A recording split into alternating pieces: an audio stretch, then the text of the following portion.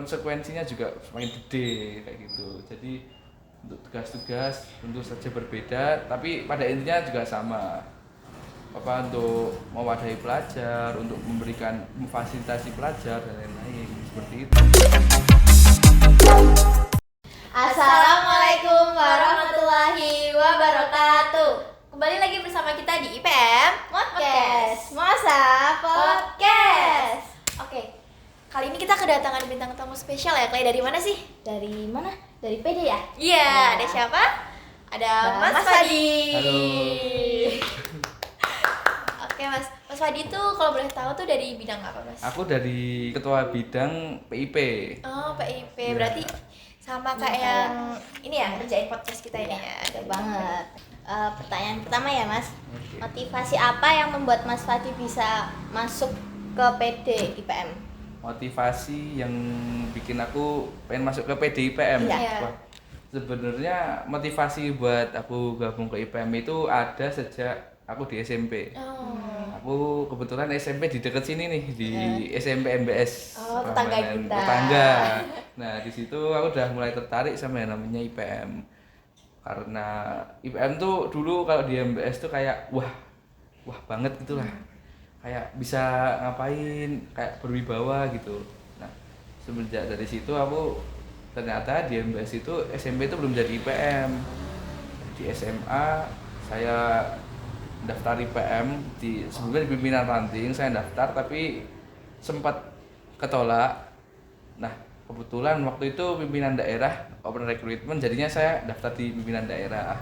Jadi perjalanan saya di IPM itu ya bisa dikatakan mulus. Di pimpinan daerah ya, itu motivasi saya pengen bisa memberikan wadah kepada pelajar untuk mengupgrade pelajar khususnya di Kabupaten Sleman gitu. Berarti emang udah dari kecil ya SMP. SMP. Dari SMP. Nah, kan Mas Fadi ini dari PD nih. Mm-mm. Kita tuh pengen tahu Mas, sebenarnya tuh IPM lahir tahun berapa dan gimana, coba sedikit sejarahnya. IPM itu lahir bahkan di tahun 1920-an. Itu cikal bakal terbentuknya IPM di tahun kan Muhammadiyah 1912. Nah, kalau IPM itu di 1920-an. Nah, itu awalnya di Quick School. Kalau sekarang namanya Madrasah Mu'alimin. Nah, di Quick School itu cikal bakal IPM. Nah, untuk berdirinya itu awalnya tuh di Konferensi Pemuda Muhammadiyah yang berada di Surakarta. Boleh. Sejarah IPM itu nggak 100% mulus. Nah, pada zamannya Bapak Soeharto menjabat presiden, pernah ada suatu peraturan, ada kalau mau bikin organisasi nggak boleh setingkat dengan OSIS atau apa yang khususnya di tingkat pelajar. Nah, dari situ IPM berganti nama jadi IRM, Ikatan Remaja Muhammadiyah. Nama IRM berubah lagi jadi IPM kayak gitu. Jadi nggak mulus-mulus banget ya, setiap jalan pasti ada kerikil-kerikil kecilnya. Kali-kalikunya. Iya, kali-kalikunya. Nah, selanjutnya nih Mas, sebenarnya tuh tugas IPM tuh gimana sih? Bahkan kita kan ada itu ya tingkatannya dari ranting sampai pusat. Jadi kayak pasti teman-teman tuh bingung IPM tuh sebenarnya gimana sih? Ya konsepnya gimana? Oke, dari ranting sampai pusat. Jadi kan IPM itu termasuk organisasi pelajar yang terstruktur. Ya. Bahkan ada dari pimpinan ranting. Pimpinan ranting kan ada yang sekolah, ada yang masjid, desa kayak gitu. Tugas-tugas IPM tuh per tingkatannya beda-beda. Jadi di tingkat ranting tuh mencakupi di sekolahnya atau masjid, cabang tuh di tingkat kecamatan, terus pimpinan daerah di tingkat kabupaten, pimpinan wilayah di tingkat provinsi, pimpinan pusat di tingkat nasional. Nah, tugas-tugasnya itu juga beda-beda.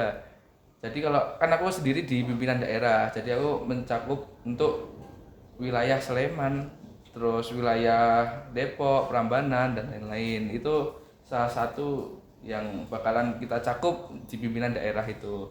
Jadi tugas-tugasnya untuk mewadahi pelajar-pelajar yang ada di Kabupaten Sleman.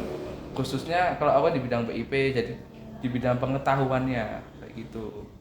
Tugas-tugasnya semakin tinggi, semakin tinggi pimpinannya, tentu amanahnya juga semakin banyak berat, dong, semakin berat. dibutuhkan konsekuensinya juga semakin gede kayak gitu. Jadi untuk tugas-tugas tentu saja berbeda, tapi pada intinya juga sama. Untuk mewadahi pelajar, untuk memberikan memfasilitasi pelajar dan lain-lain seperti itu. Tapi kalau di PD tuh termasuk yang sibuk banget nggak sih Mas? Sibuk itu relatif menurutku ya. Okay. Kenapa relatif? Sebenarnya tuh sibuk itu bisa kita atur sendiri. Bagaimana cara kita memanage waktu, bagaimana kita menentukan skala prioritas. Jadi skala prioritas itu penting bagi kita yang yang aktif organisasi mungkin, yang sambil kuliah atau sekolah, itu skala prioritas sangat penting. Iya, benar. Agar kita tahu mana yang lebih penting. Jadi nggak ada yang tabrak-tabrakan kayak gitu. Apalagi kita ya yang masih si pelajar padat, banyak tugas juga, IPM, proker IPM, PR, ya Allah. Insya Allah sekali. Ya, semangat IPM. Tapi kalian nggak keberatan kan? Enggak, ikhlas ya. Ikhlas. Ikhlas. Ya. Apakah IPM tetap akan seperti ini atau akan lebih populer ataukah hilang di telan bumi? Iya. Atau di telan zaman? Karena kan IPM sekarang eksis ya. Iya. Orang tahu IPM tuh Ikatan Pelajar Muhammadiyah. Kayak OSIS-nya, tapi OSIS-nya Muhammadiyah. Iya. Nah, untuk populer apa enggaknya kan sekarang zaman tuh semakin canggih. Iya. Media sosial semakin bebas. Kita bisa upload apa tanpa ada yang larang. Jadi kita bisa upload sesuka hati. Nah, untuk populer apa enggaknya tuh tergantung bagaimana kita nge-branding, personal branding atau rebranding dan lain-lain. Nah, itu kita tuh harus bisa membawa IPM itu seperti apa. Kita membranding IPM, framing bagaimana IPM di mata rakyat. Zaman sekarang tuh sosial media itu bisa dikatakan sebagai wajah organisasi tersebut. Jadi untuk populer apa enggaknya tentu insya Allah bakalan tetap eksis. Amin. Kalau cuma media sosial doang tapi kita aksi nyatanya enggak ya sama aja. Jadi selain media sosial digencarkan, aksi nyata, aksi sosial itu juga perlu. Kalau dari aku kayak gitu. Berarti majunya IPM atau enggak tuh tergantung dari kitanya, Iya. anggota-anggota ya. Balik lagi ke Iya. kitanya. Jadi kita harus lebih eksis lagi. Iya. Nah. Harus buat orang-orang di luar sana tahu lah IPM tuh keren loh, IPM tuh Iya. hebat. IPM tuh kayak gini. Iya. Kegiatannya ngapain aja tuh juga harus ada. Iya, karena jujur tuh dari ranting ini terus kita datang ke acara cabang atau mungkin daerah, itu membuat kita yang kayak benar-benar terbuka banget. IPM ternyata keren banget ya, orang-orangnya, isi-isinya tuh orang-orang hebat semua gitu. Ini Mas, kan kita tuh lagi mau ada ibu kota baru nih, IKN. Iya, Nah, IKN. kira-kira tuh IPM bakal bisa tetap eksis nggak ya? Pertanyaan sama kayak yang tadi sih, cuma kan di ibu kota yang baru nih, IKN, IPM tuh bakal gimana? Bakal gimana ya? Kembali lagi Ke bagaimana kita menggencarkan, memperkenalkan apa itu IPM kepada ibu kota yang baru itu tadi. Kalau di IKN kan tentu di IKN itu nggak dalam 10 tahun, 20 tahun bakalan semaju Jakarta misal. Bakalan bisa, tapi mungkin butuh proses. Nah, kayak gitu. Mungkin kalau mau segede yang sekarang, kalau di IKN-nya kan ini. Nah, di IKN-nya itu mungkin bakalan juga butuh proses. Nggak langsung gede, soalnya proses terbentuknya IPM kan juga nggak langsung gede. Apalagi ini kan ibu kota baru. IPM tuh emang kelas banget ya. Dari Sabang sampai Merauke itu pasti ada IPM ya? Ada ya pasti. Dan banyak pimpinan wilayah dari ujung Aceh sampai ke bagian barat Indonesia juga ada banyak. Udah ada. Insya Allah di setiap provinsi sudah ada. Alhamdulillah ya. Jadi kalau di IPM tuh juga kita bisa kemana-mana juga ya ngisi acara gitu ya Mas. Ngisi acara apa ya? Di IPM tuh kalian juga bisa ngelatih kemampuan public speaking, manajemen kayak gitu. Ya sama seperti organisasi lain, tapi kalau di IPM tuh dibalut dengan keislaman, nilai-nilai Islami seperti itu. Kayak gitu. Jadi banyak plusnya lah kalau masuk IPM kayak gitu. Bisa jalan-jalan keluar juga kan, Wah, berkunjung bisa. ke IPM daerah lain. Kalau ada ranker juga kan. Oh Iya. iya, benar-benar. Dengan kerja juga bisa kayak gitu.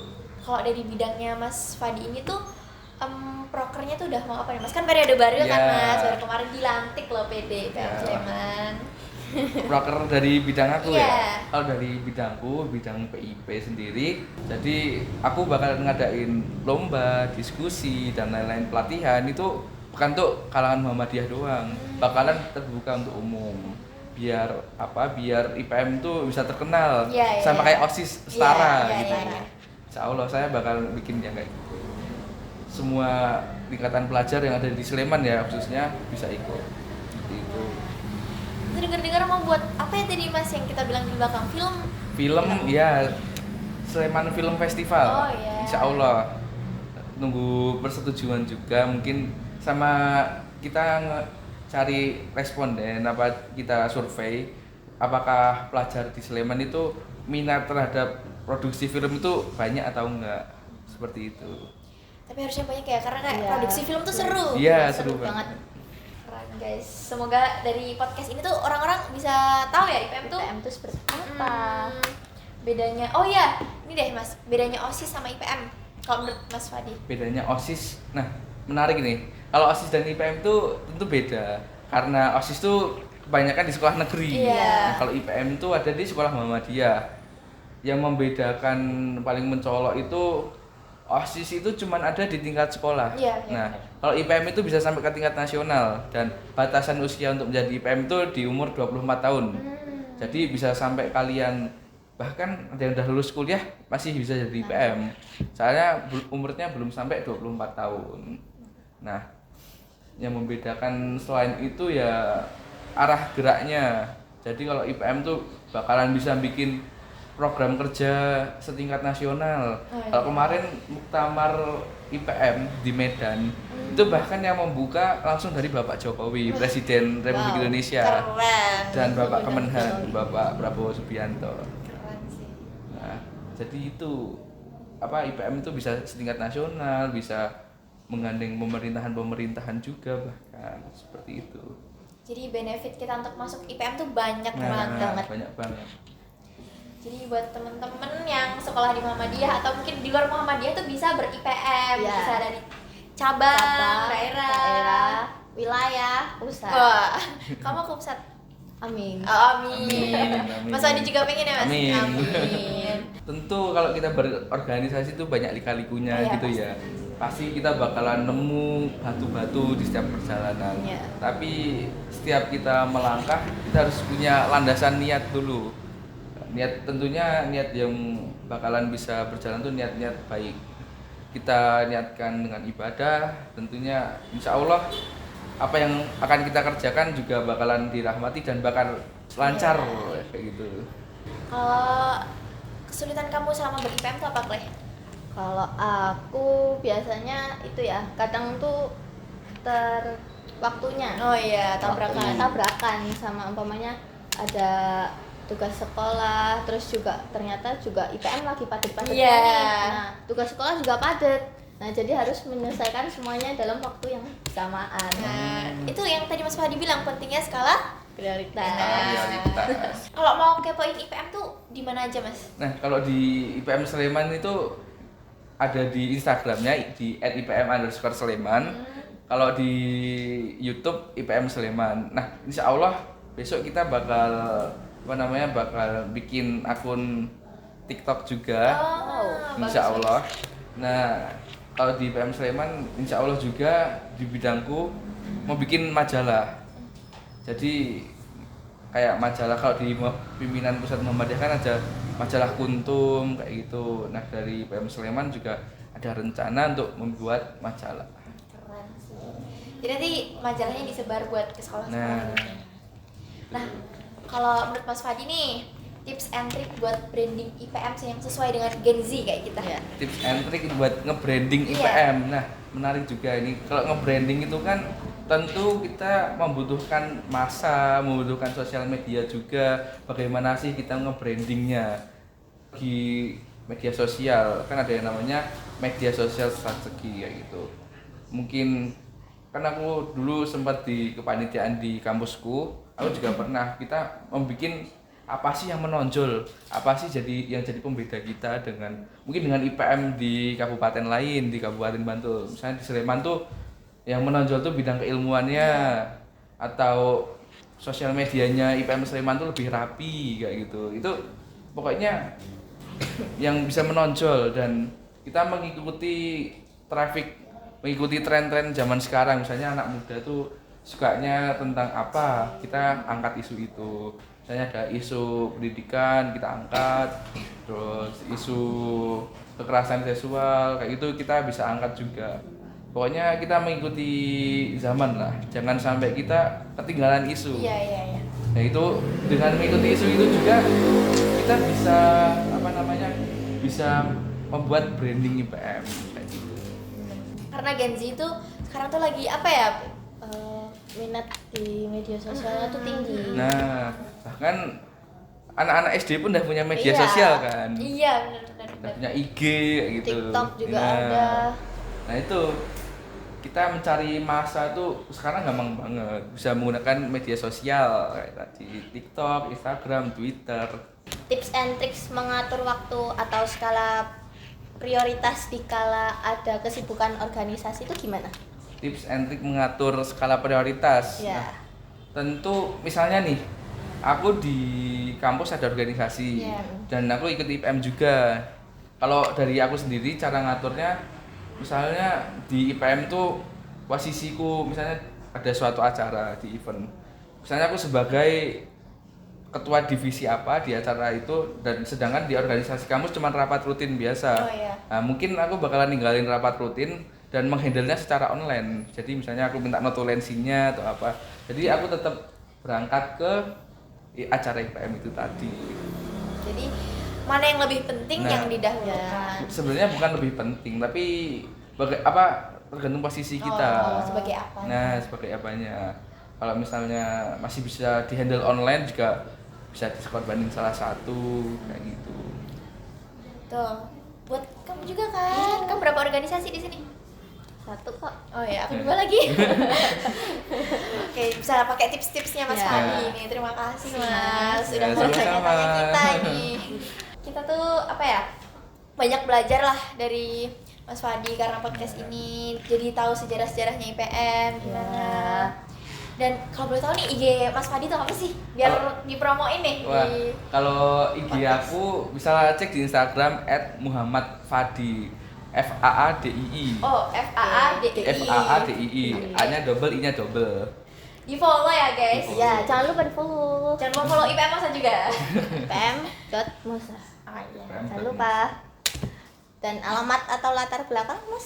Kalau alamat aku tinggal di Seturan. Kalau kalian tahu SCBD, nah aku di situ, di Seturan. Aku tinggalnya di Seturan dekat SD Muhammadiyah Condong Catur. Latar belakang pendidikan. Latar belakang pendidikan dulu aku, wah ini benar, aku dari SD sampai kuliah tuh di Muhammadiyah terus kebetulan. Muhammadiyah banget ya. Muhammadiyah banget. Keren. Di SD Muhammadiyah Sapen, SMP MBS yang di Prambanan, SMA-nya di kalau kalian tahu di Magelang SMA Taruna Muhammadiyah. Oh, kita. Terus kuliahnya di UMY, Universitas Muhammadiyah Yogyakarta, kayak gitu. Kalau kata orang-orang tuh cucu Pak Dahlan. Cucu Pak Dahlan banget. Pak Dahlan, iya. Muhammadiyah banget. Keren emang. Dan terima kasih guys karena telah menonton podcast kami. Pokoknya jangan lupa di like, comment, share, and Subscribe. yeay. Terima kasih.